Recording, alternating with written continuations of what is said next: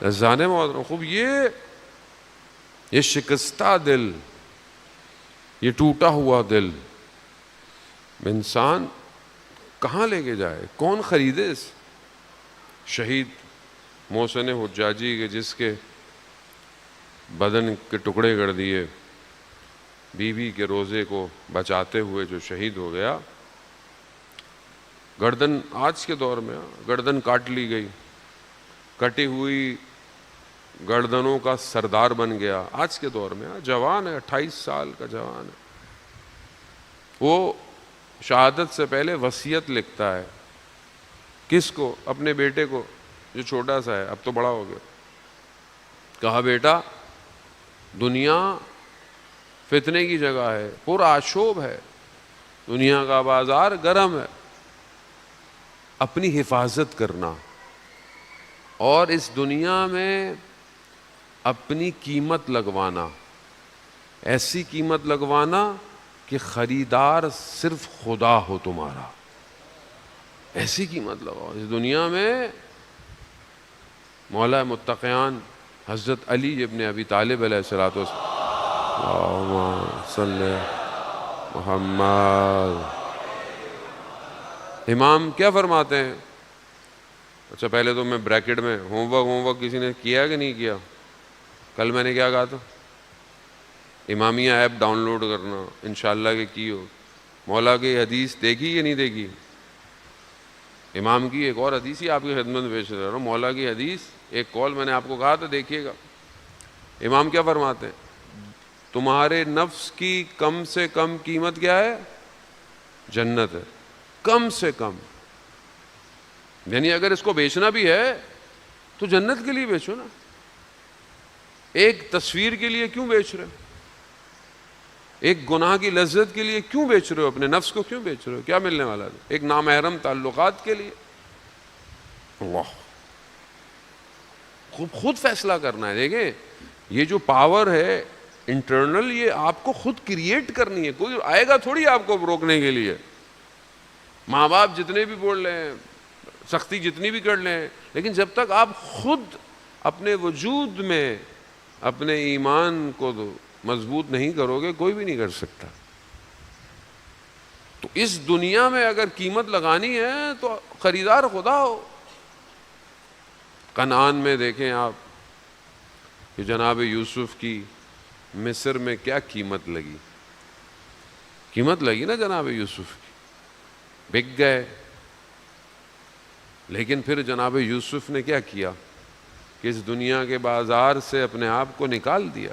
خود کہا جناب یوسف، جب وہ واقعہ جو زلیخا کا واقعہ ہوا قرآن میں، جناب یوسف نے خود خدا کو کہا پروردگار مجھے ایسی دنیا سے بہتر ہے تو مجھے زندان میں بھیج دے، زندان میں بھیج دے، میں خلوت میں چلا جاؤں، میں تیری عبادت کروں۔ کیا میرا دل چاہتا ہے دنیا کی مصیبت، دنیا میں فساد، گناہ، اس سے میں بولوں کہ پروردگار مجھے تو خلوت دے، تنہائی دے، میں تیری طرف بغیر عشق کے، بغیر محبت کے؟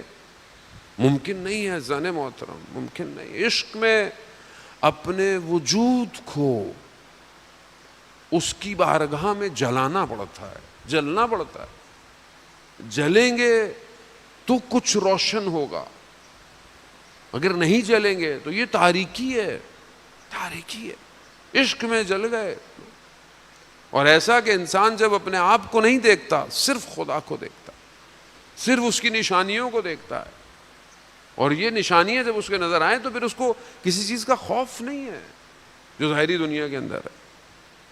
پہلی ایک چیز جو بہرحال آپ کی خدمت میں پیش کرنی تھی، حضرت لقمان نے جو ہے وہ حدیث و روایات معصومین سے کہ اپنے بیٹے کو وصیت کرتے ہیں وہ بہت ساری، کہ میں نے زیادہ جو حاصل کیا ہے وہ سکوت سے حاصل کیا ہے، کہ جو کچھ مجھے حاصل ہوا ہے وہ سکوت یعنی خاموش رہنے سے۔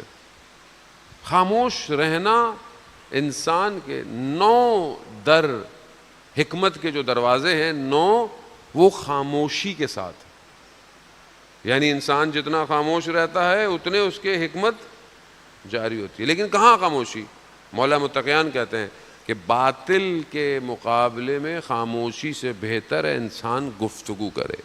باطل کے مقابلے میں خاموش نہیں رہنا نہ. ویسے دنیا کے اندر زندگی کے اندر انسان جو ہے وہ خاموشی ایک ایسی چابی ہے کہ جو خود آپ کو سوچنے پر مجبور کرتی ہے.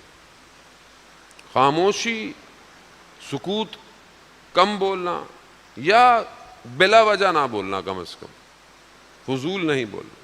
بعض اوقات انسان بیٹھا ہوتا ہے، ایک بات ہوئی ہے تو اپنی بات تو کرنی ہی کرنی ہے، چاہے غلط ہے کہ صحیح ہے. نہیں ہے کہہ کے لگانا، حماقت کہہ کے حماقت قلب کے اوپر اس کو مردہ کر دیتی.